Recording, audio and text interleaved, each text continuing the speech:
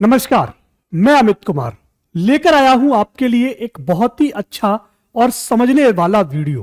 साथियों, आज के इस वीडियो में हम बात करेंगे कि किस प्रकार से बीजेपी के द्वारा राम राज्य बनाने की तैयारी की जा रही है अयोध्या नगरी के अंदर। और यहां पर साथियों, ये जो राम राज्य बनाने की जो तैयारी है वो किस प्रकार से कांग्रेस सरकार पर भारी पड़ने वाली है। एक एक चीज को बहुत ही ध्यान से मस्त तरीके से समझने का प्रयास करते हैं। आप सभी साथी जानते हैं कि पूरा का पूरा साथियों अयोध्या इस समय राम मंदिर को बनते हुए देख रहा है। साथ ही साथ 22 जनवरी को साथियों वहां पर माननीय प्रधानमंत्री मोदी जी के द्वारा प्राण प्रतिष्ठा का कार्यक्रम भी किया जाएगा। यह कार्यक्रम 15 जनवरी से शुरू हो जाएगा। 14 जनवरी को साथियों आप जानते हैं कि मकर संक्रांति होती है, उसके बाद ही यह प्रतिष्ठान यानी कि यह जो कार्यक्रम है वो पूरी तरह से शुरू हो जाएगा। लेकिन आज 30 दिसंबर को मैं इस सब की चर्चा क्यों कर रहा हूं, तो साथियों समझने का प्रयास करते हैं। आज 30 दिसंबर को महर्षि वाल्मीकि अंतरराष्ट्रीय हवाई अड्डे का उद्घाटन माननीय प्रधानमंत्री नरेंद्र मोदी जी के कर कमलों के द्वारा कर दिया गया है। साथ ही साथ माननीय प्रधानमंत्री जी के द्वारा आप देख सकते हैं अयोध्या धाम को भी तैयार करवाया गया है। साथ ही साथ यहां पर आप देखेंगे कि 2 अमृत भारत ट्रेन, साथ ही साथ 6 वंदे भारत एक्सप्रेस अयोध्या धाम से रवाना की गई है। हरी झंडी दिखाते हुए आपको नरेंद्र मोदी जी दिख रहे होंगे, उनके बगल में साथियों आपको योगी जी दिख रहे होंगे। साथियों में और भी आपको चित्र दिखाऊंगा जहां पर आपको केशव प्रसाद मौर्य भी दिखाई देंगे। नागरिक उड्डयन मंत्री जो हमारे हैं सिंधिया जी, वो भी आपको दिखाई देंगे। सारे फोटोज, सारी चीजें हम यहां पर गौर फरमाएंगे। साथ ही साथ कुछ तथ्य भी जानेंगे। यहां पर साथियों जो अयोध्या धाम की मैं बात कर रहा हूं, इसका नाम पहले अयोध्या धाम जंक्शन नहीं था। ठीक है, इसका नाम पहले अयोध्या रेलवे स्टेशन था, जिसका अब नाम बदल करके साथियों अयोध्या धाम जंक्शन कर दिया गया है। इसी प्रकार से कुछ समय पहले तक साथियों अयोध्या हवाई अड्डा बन रहा था, लेकिन अब उसको महर्षि वाल्मीकि अंतरराष्ट्रीय हवाई अड्डा बनाया गया। मतलब वहां पर साथियों लोग विदेशों से भी सीधा सीधा आ सकेंगे। यहां पर समझने योग्य जो बात है वो ये है कि वाल्मीकि और रामायण का क्या नाता है। आप सभी जानते हैं कि रामायण को लिखने वाले महर्षि वाल्मीकि थे, तो यहां पर उन्हीं के नाम पर साथियों महर्षि वाल्मीकि अंतरराष्ट्रीय हवाई अड्डे का उद्घाटन किया गया है। एक बात और समझेंगे, यहां पर एक तथ्य यह भी है कि जो ज्ञान का रास्ता है साथियों वो रामायण में है और रामायण को लिखने वाले हैं महर्षि वाल्मीकि। तो यह कह सकते हैं कि महर्षि वाल्मीकि के द्वारा ही ज्ञान की उस धारा को बहने का प्रयास किया गया, ज्ञान की उस धारा को लाने का प्रयास किया गया। इसीलिए यहां पर उनका होना अति आवश्यक है। आगे बात करते हैं साथियों लता मंगेशकर चौक की।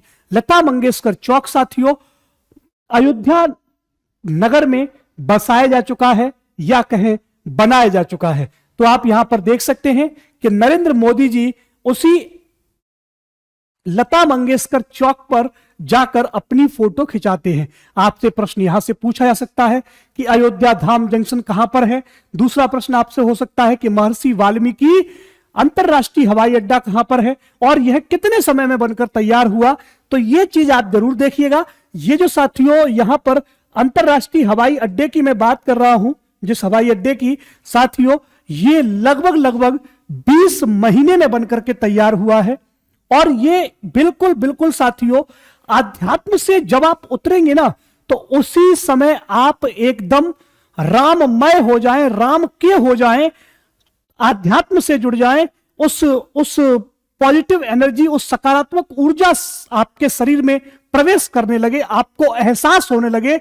इसलिए साथियों जो यहां की दीवारें हैं उन पर आप देख सकते हैं कि राम की जो पूरी की पूरी क्रियाकलाप थे बचपन से लेकर के साथियों सीता हरण तक, सीता हरण के बाद लंका जीतने तक और वन से लौटने तक के सभी क्रियाकलाप दीवारों पर चित्र के माध्यम से दिखाने का प्रयास किया गया है। यहां पर चित्रों के माध्यम से आप देख सकते हैं कि भाई कब वो गए, कितने छोटे थे, गुरु के पास जाते हैं, गुरु से दीक्षा ग्रहण करते हुए दिखाया गया है। साथ ही साथ वहां पर जो राक्षस आते थे उनको मारते हुए दिखाया गया है। स्वयंवर की जो पूरी की पूरी प्रक्रिया थी वो दीवार पर उकेरी गई है। ये सारी चीजें यहां पर हमें देखने को मिल जाती हैं। साथियों, पहुंचने का प्रयास करते हैं कहां पर? गर्भाशय में। साथियों, ये जो रामलला है, आपने अगर आप कभी अयोध्या गए हो या कभी अब आप अयोध्या जाएंगे तो साथियों ये जो रामलला है इनका भी जो प्राण प्रतिष्ठा होगी वो साथियों गर्भाशय में होगी। इन्हीं के साथ साथियों एक और मूर्ति लगाई जाएगी, वो भी भगवान राम की होगी, जो कि साथियों ये दिखाने का प्रयास किया जाएगा उसमें उसे लगाने का जो उद्देश्य है साथियों वो मात्र इतना है कि जब आप दूर से देखें तो आपको रामलला की छवि वो दिखाई दे जाए। इसलिए उस मूर्ति को बड़ा ऊंचा करने का प्रयास किया जा रहा है। ठीक है, ऊंचा करके लगाएंगे और ये मूर्ति छोटी है तो दूर से देखने पर आपको ये दिखाई नहीं देगी। इसलिए साथियों इसको भी वहीं पर रखा जाएगा। और इस मूर्ति का प्रयोग साथियों जो झांकियां होती हैं, राम की जब झांकियां निकला करेंगी तो उसमें साथियों पूरे के पूरे अयोध्या नगर में इस मूर्ति को घुमाया जाएगा। और जो मूर्ति जो नई लगाई जाएगी, जो प्राण प्रतिष्ठा की जाएगी, उस मूर्ति को वहीं पर रखा जाएगा, जिससे कि जब कभी भी श्रद्धालु वहां पर आकर के देखना चाहें या नतमस्तक होना चाहें तो साथियों वहां पर रामलला उन्हें हमेशा विराजमान मिले। साथियों ये भी रामलला है और वो भी रामलला है। बहुत ही मन को प्रसन्नता होती है कि हम हिंदू हैं और हिंदुस्तान में रहते हैं। सनातन धर्म के साथ जुड़कर के चलने का जो प्रयास हम और आपने शुरू किया है वो आगे भी इसी प्रकार से चलता रहेगा। आध्यात्म से जुड़ते रहेंगे और आगे बढ़ते रहेंगे। यहां पर साथियों जब हम ये राम मंदिर के पूरे के पूरे भव्य कार्यक्रम को देखते हैं कि किस प्रकार से, किस तल्लीनता के साथ मजदूर और मशीनें लग करके साथियों 24 घंटे काम कर रही हैं, जिस तेजी के साथ ये साथियों मंदिर बनाने का प्रयास किया जा रहा है, उससे लग रहा है कि अब अयोध्या का फिर से दोस्तों क्या कह सकते हैं पुनरुद्धार किया जा रहा है। अयोध्या में दोस्तों जो 84 कोस की जो परिक्रमा है उस पर योगी जी ने आदेश निकाल दिया है कि इस पर कोई भी मीट और साथियों मदरा मतलब शराब का बिक्री नहीं करेगा। यदि कोई भी पकड़ा जाता है तो उस पर सख्त कार्रवाई की जाएगी। मुझे लगता है कि योगी सरकार की यह बहुत ही अच्छी पहल है। आज साथियों अयोध्या की इस नगरी में जब प्रधानमंत्री मोदी जी पधारे तो उन्होंने कुछ अयोध्या वासियों से कुछ मांग की कि हम अपने देश को साफ और स्वच्छ बनाने का प्रयास करें। हम अपने देश को स्वच्छ बनाएंगे तभी साथियों राम हर घर में आएंगे। ठीक है, साथ ही साथ 22 तारीख को जो प्राण प्रतिष्ठा होनी है जनवरी में, उसको प्रधानमंत्री मोदी जी के द्वारा अपील की गई कि हर घर में दीप जलाए जाए, हर घर में साथियों दिवाली मनाई जाए। जिस तरीके से जिस हर्षोल्लास के साथ दिवाली का आयोजन हम अपने लिए करते हैं उसी प्रकार से 22 जनवरी को भी हम दिवाली मनाने का प्रयास करें, क्योंकि राम उस दिन आएंगे तो हमें अपने घर में साफ सफाई भी रखनी है और दीप भी जलाना है। यहां पर साथियों ये बहुत ही अच्छा विषय हो जाता है, सही विषय हो जाता है। पूरे के पूरे समूचे देश को एकत्र करने का, संगठित करने का। आप देख पा रहे होंगे यहां मंच पर बहुत ही बड़े बड़े दिग्गज नेता आपको यहां पर एक तरफ से लाइन से दिख रहे होंगे, साथ ही साथ यहां पर बैठे हुए भी दिख रहे होंगे और स्क्रीन पर साथियों रामलला की मूर्ति भी आपको यहां पर दिख रही होगी। जो भी साथी रामलला के दर्शन के लिए अयोध्या जाना चाहते हैं, जरा गौर फरमाइएगा, जो भी साथी रामलला के दर्शन के लिए अयोध्या जाना चाहते हैं कम से कम साथियों 1 सप्ताह ना जाइएगा, क्योंकि 1 सप्ताह क्या होगा ना, वहां पर भीड़ बहुत ज्यादा होगी और किसी भी प्रकार की कोई भी कैजुअलिटी हो सकती है। ठीक है, तो हम नहीं चाहते या आप भी नहीं चाहेंगे कि हम में से, आप में से किसी का भी कोई प्रिय व्यक्ति के साथ किसी भी प्रकार की घटना घटे। धीरे धीरे करके जब भीड़ कम होने लगे तो आप रामलला के दर्शन के लिए जाएं और अच्छे प्रकार से दर्शन करके वहां से आएं। ठीक है, लेकिन इस राम मंदिर के निर्माण से साथियों बहुत से साथियों को रोजगार मिल जाएगा। जिनकी दुकानें हैं, किसी के साथियों धंधे हैं, व्यवसाय हैं, वो तेजी के साथ फूलेंगे फलेंगे। देखते हैं साथियों कि राम मंदिर हमें किस विकास की ओर ले जाने का प्रयास करेगा या हमें सिर्फ आध्यात्म की ओर ले जाने का प्रयास करेगा। साथियों यहां पर ये जो अभी आप सभी जानते हैं कि 2024 में लोकसभा के चुनाव भी होने हैं। कहीं ना कहीं यहां पर कांग्रेस की अब परेशानी बढ़ती जा रही होगी। जिस तरीके से राम मंदिर में प्राण प्रतिष्ठा का ये जो कार्यक्रम नजदीक आ रहा है, वैसे ही साथियों इंडिया अलायंस की भी साथियों जो समस्याएं हैं वो बढ़ती जा रही होंगी।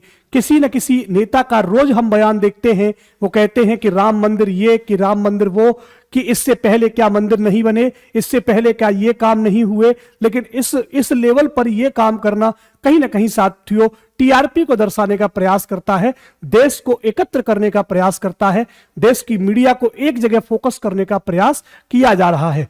लेकिन मेरा यहां पर मानना है कि जब भी हम देश में कोई नया काम करते हैं, अच्छा काम करते हैं, तो उसके हजार लोग होते हैं उसके विरोध में। जब वो काम अपने सही शिखर पर पहुंच जाता है, सही जगह पर होता है, तब साथियों उसकी वाहवाही होना शुरू होती है। तो देखते हैं कि राम मंदिर का जब निर्माण होकर के तैयार होगा और 22 तारीख को जब ये साथियों यहां से प्राण प्रतिष्ठा होगी, तब साथियों लोगों का जो पर्यटन का स्थल है, पर्यटक स्थल एक तरीके से यह भी बन जाएगा, एक आस्था का स्थल भी बन जाएगा। यहां से भारत को भी बहुत सारा रोजगार मिलेगा।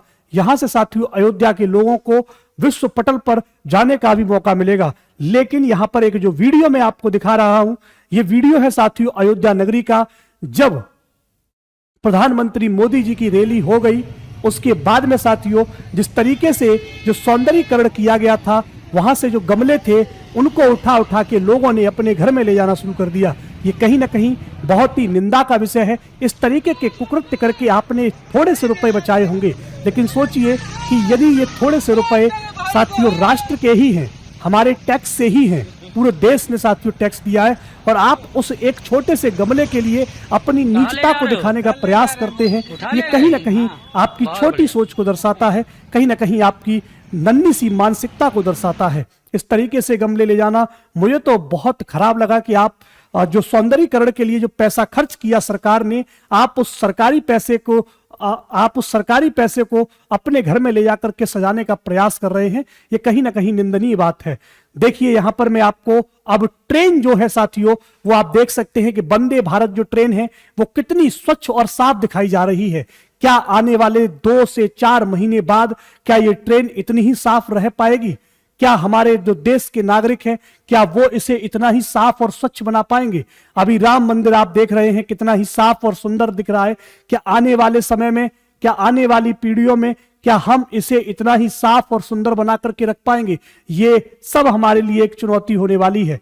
देखते हैं कि इसके लिए कौन लोग आगे आते हैं और इसको इसी प्रकार से साफ करने का प्रयास करते हैं। साथियों आजकल हम सभी रेलवे स्टेशन पर देखते हैं कि जब रेलवे स्टेशन या हवाई अड्डा हो, दोस्तों जब बनकर के तैयार होता है तो बहुत ही साफ और सुथरा होता है, लेकिन जैसे जैसे उसका हम उपयोग करते जाते हैं वैसे वैसे वहां पर गंदगी आए दिन बढ़ती रहती है, जो कहीं ना कहीं हमारी छोटी मानसिकता, हमारी छोटी सोच को दर्शाने का प्रयास करती है। साथियों ये सोच पूरे के पूरे विश्व में हमारी दिखती जाती है। एक तरफ हम भारत को माता मानते हैं, नदियों को माता मानते हैं, लेकिन साथियों उसको गंदा करने में हम बिल्कुल भी नहीं चूकते। साथियों गंगा को हम माता मानते हैं कि गंगा हमारी माता है ना, भारत हमारी माता है, लेकिन आपने देखे होंगे कि बहुत सारे चौराहों पर लोग यूं ही कूड़ा फेंक जाते हैं जैसे वो कूड़ा घर हो। साथियों चौराहों पर इस तरीके से गंदगी को फैलाना कहीं तक उचित नजर नहीं आता, क्योंकि जब लोग साथियों जो लोग विदेश से आते होंगे वो देखते होंगे कि यहाँ पर कोई भी किसी भी प्रकार का सिस्टम नहीं बनाया गया है। इसी प्रकार से जब साथियों विदेशों से लोग आते हैं पर्यटन के लिए और यहाँ पर आकर के देखते होंगे कि ये लोग नदी को साथियों जो गंगा है उसको ये माता मानते हैं और माता में ही साथियों अपनी गंदगी भी फैलाते रहते हैं। ये कहां से माता मानने का न्याय है? क्या हम अपनी मां पर कभी कूड़ा करकट फेंकते हैं? क्या आपने अपनी मां पर कभी इस प्रकार की गंदगी को फैलाने का प्रयास किया है? अगर नहीं किया है तो करके देखिएगा, आपके गाल पर जब एक तमाचा पड़ेगा तो आपको अकल आ जाएगी। वो तो गंगा माता है और उसमें करोड़ों लोग साथियों गंदे पानी को विसर्जित करते रहते हैं, नालियों का पानी साथियों उसमें बहाते रहते हैं, साथ ही साथ जो राख होती है उसको भी उसी में विसर्जित करते रहते हैं। साथ ही साथ हम जो खाना खाते हैं उसके रैपर भी जगह जगह पर छोड़ देते हैं, जो कि हमारी एक बहुत ही गंदी मानसिकता को दिखाने का प्रयास करते हैं। जब हम ऐसी जगह पर, साफ सुथरी जगह पर जाते हैं, तो मुझे लगता है कि अपने बैग की जो साइड वाली पॉकेट होती है, हमें उसमें उस रैपर को डाल लेना चाहिए, उसमें उस गंदगी को डाल लेना चाहिए, जिससे कि वो वहां पर ना फैले और वहां पर साफ सुथरा बना रहे। उम्मीद करता हूं कि एक नई अयोध्या को हम देखने का प्रयास करेंगे, जिस अयोध्या का विचार प्रधानमंत्री नरेंद्र मोदी जी के द्वारा और योगी जी के द्वारा देखा जा रहा है, हम उसको साकार करने में पूरी सहायता करेंगे। मिलते हैं आप सभी से नई वीडियो में, तब तक के लिए नमस्कार। जय हिंद, जय भारत।